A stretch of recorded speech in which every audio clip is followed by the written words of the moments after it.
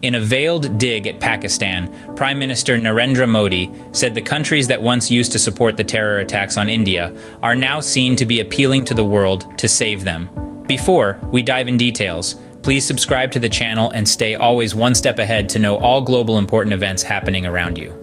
Give a thumbs up and share the video with your family and friends. Let's move on with the video. Speaking at the Hindustan Times Leadership Summit 2023 on Saturday, PM Modi said, "India used to appeal to the world for help after terror attacks. Now those countries behind the attacks appeal to the world to save them." PM Modi said that the country was so bogged down by certain mental barriers since independence that it could not achieve the desired growth.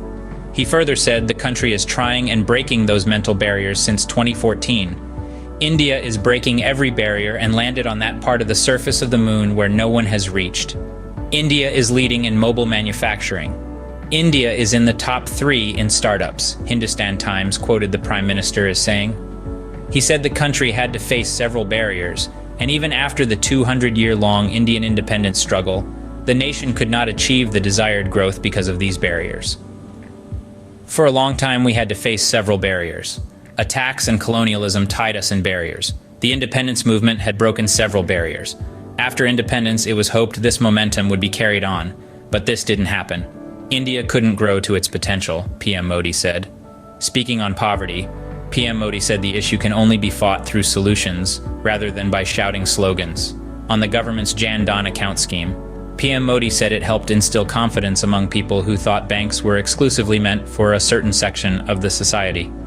Those living in AC rooms will never be able to understand the psychological empowerment of the poor people, he said. Hailing the center's decision to repeal Article 370 in Jammu and Kashmir, PM Modi said the government's major move helped curb terrorism by a significant level in the valley. 2 groups in particular have been at the forefront of this controversy, Lashkar-e-Taiba and Jaish-e-Mohammed. Allegedly harbored and trained in Pakistan, these groups have been linked to numerous terror attacks in India, especially in the disputed region of Kashmir. These attacks have not only claimed countless innocent lives, but have also fueled the fire of animosity between the 2 nations, making the path to peace even more challenging. The region of Kashmir, once known for its serene beauty and tranquil valleys, now often echoes with the sounds of gunfire and explosions. The snow-clad peaks and lush green meadows bear witness to the terror that has been unleashed upon them, casting a dark shadow over the paradise on earth. A paradise on earth, Kashmir, now sits at the crossroads of conflict and terror. Its tranquil valleys echo with the sounds of gunfire and explosions. In the coming scenes, we will follow the trail of terror and explore the fight against this menace. Terror, as we know, doesn't sprout from thin air. It has roots, and these roots often lead us to unexpected places. Now let's venture into the grim labyrinth of terror operations, where the line between the state and the non-state blurs. Terror groups have a modus operandi, a calculated process that is chilling to the bone.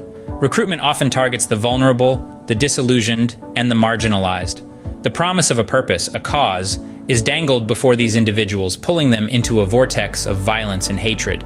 Training camps, often hidden in plain sight, transform them into instruments of destruction. But the question that looms large is, where are these camps located? The answer, more often than not, points to one direction: Pakistan. Evidence that validates this claim is far from scant. Numerous captured terrorists have spilled the beans during interrogations, confessing to being trained on Pakistani soil. They've revealed locations, names, and even the intricate details of their training regimens. Moreover, the trail of numerous terror attacks leads back to groups based in Pakistan. Groups like Lashkar-e-Taiba, Jaish-e-Mohammed, and others have their origins and bases within Pakistan's boundaries. The threads of terror weave a complex web, but they invariably lead back to these groups. Is it a mere coincidence that so many signs point towards Pakistan, or is there more than meets the eye?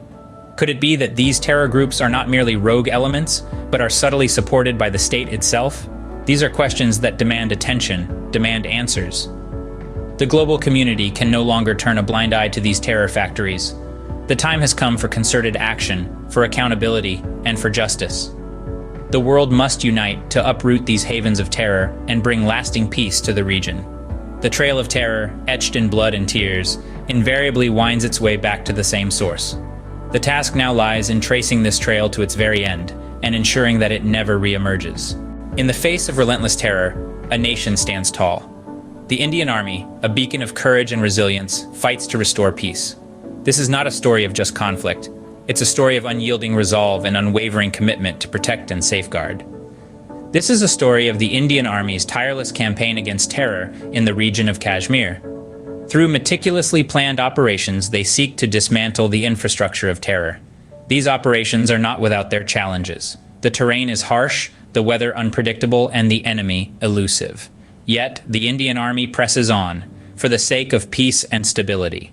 The sacrifices made by these brave men and women are immeasurable. Each soldier who sets foot in this contested region knows the cost of their duty. They leave behind families, loved ones, all for the calling of their nation.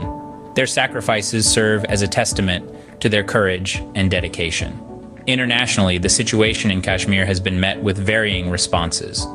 Some nations acknowledge the threat of terror and extend their support. Others remain silent, indifferent to the plight. Yet, the fight against terror is not one nation's battle. It is a global responsibility. Terrorism, in all its forms, is a threat to peace and stability worldwide. It is an issue that requires collective action, unified strategies, and shared commitment. The fight against terror is not limited to the battleground. It extends to the diplomatic arena, the negotiation tables, and even to the hearts and minds of people.